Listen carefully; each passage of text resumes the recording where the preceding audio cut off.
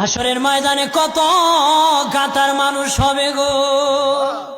নবী বলেন আয়েশা, হাসরের ময়দানে মানুষ 120 কাতার মানুষ হবে। কয় কাতার?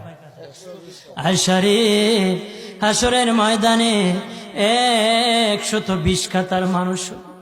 আয়েশা সিদ্দিকা বলেন ইয়া রাসূলুল্লাহ, ইয়া রাসূলুল্লাহ, আমি জানতে চাই আপনি রাসূলুল্লাহর উম্মত কত কাতার হবে? নবী বলেন আয়েশা, আমি রাসূলুল্লাহর উম্মত একাই 80 কাতার হবে।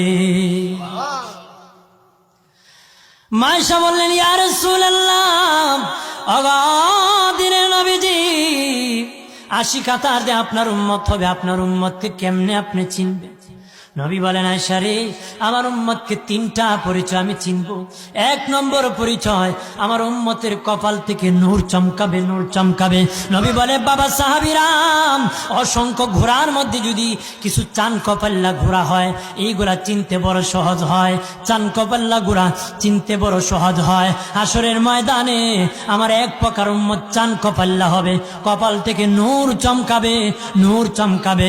তখন আমি বুঝতে পারবো নূর চমকেওয়ালা তারা সবাই আমি রাসূলুল্লাহর উম্মত।